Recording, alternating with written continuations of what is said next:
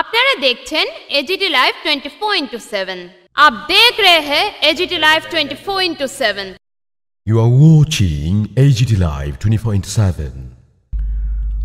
ঊনকোটিতে unity march, আত্মনির্ভর স্বচ্ছ উন্নয়নমুক্ত ভারতের বার্তা। সর্দার বল্লভভাই প্যাটেলের ১৫০তম জন্মজয়ন্তী উপলক্ষে মঙ্গলবার সকাল ৭টায় কৈলাসহর ঊনকোটি কলাক্ষেত্র প্রাঙ্গণ থেকে শুরু হয় জেলা স্তরের ইউনিটি মার্চ।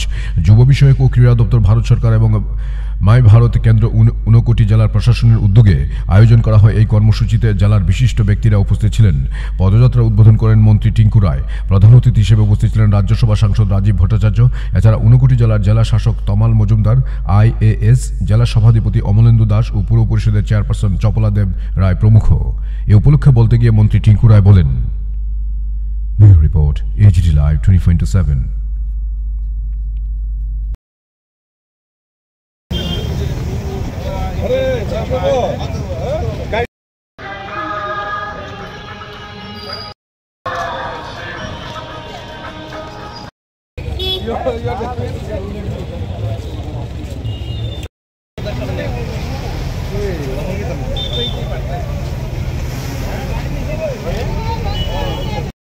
সকলেই জানেন সর্দার বল্লভভাই প্যাটেলের ১৫০ বছর পূর্তি, এবং এই ১৫০ বছর পূর্তি উপলক্ষে গোটা দেশব্যাপী আমরা একতা যাত্রা শুরু করেছি ভারত সরকার এবং রাজ্য সরকারের উদ্যোগে।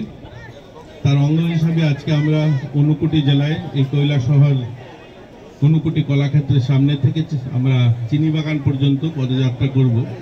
এই যাত্রার মূল উদ্দেশ্য হচ্ছে আত্মনির্ভর ভারত গড়া। এই যাত্রার মূল উদ্দেশ্য হচ্ছে নেশামুক্ত সমাজ নির্মাণ করা। এই যাত্রার মূল উদ্দেশ্য হচ্ছে সুরক্ষিত ভারত নির্মাণ করা, এবং এই আজকের এই পদযাত্রার মূল উদ্দেশ্য হচ্ছে আমাদের সকলকে একত্রিত করে নিয়ে চলা। আপনারা সকলেই জানেন সর্দার বল্লভভাই প্যাটেলের স্বাধীন ভারতের ওনাকে দায়িত্ব দেওয়া হয়েছিল ৫৬০-টিরও বেশি আমাদের দেশীয় রাজ্যকে একত্রিত করার, এবং ওনার দৃঢ় সংকল্প, ওনার যে প্রয়াস, সেই প্রয়াসে ভারতকে যেভাবে তিনি একত্রিত করেছিলেন সেই ভাবনাকে সামনে নিয়ে নতুন প্রজন্ম, আজকের দিনের আমাদের ছাত্রছাত্রী, তাদের মধ্যে ওনার সেই ভাবনাকে প্রচার প্রসার ঘটানো এবং সেই ভাবনাকে নিয়ে একাত্ম যে আমাদের ভাবনা ওনার ছিল সেই ভাবনাকে এগিয়ে নিয়ে যাওয়া এবং আত্মনির্ভর ভারত নির্মাণের লক্ষ্যে এবং নেশামুক্ত সমাজ নির্মাণের লক্ষ্যে এবং স্বচ্ছ ভারত নির্মাণের লক্ষ্যে আমাদের এই পদযাত্রা। তো এই পদযাত্রায় যারা সামিল হয়েছেন, বিভিন্ন স্কুল, বিভিন্ন আমাদের সামাজিক সংগঠন, সকলকে আমরা শুভেচ্ছা জানাই।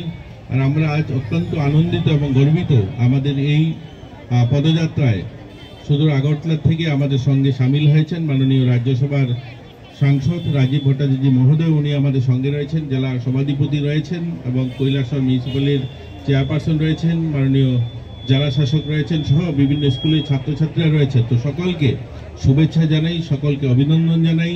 সকলে মিলে আমরা আজকে এই যে মহান উদ্দেশ্য, যে উদ্দেশ্যকে নিয়ে এই পদযাত্রা শুরু হয়েছে, আপনারা শুনলে খুশি হবেন, আমাদের প্রত্যেকটা জেলাতেই এই ধরনের পদযাত্রা শুরু হয়েছে এবং এই পদযাত্রা ২৪ তারিখে সমাপন হবে আমাদের আগরতলা।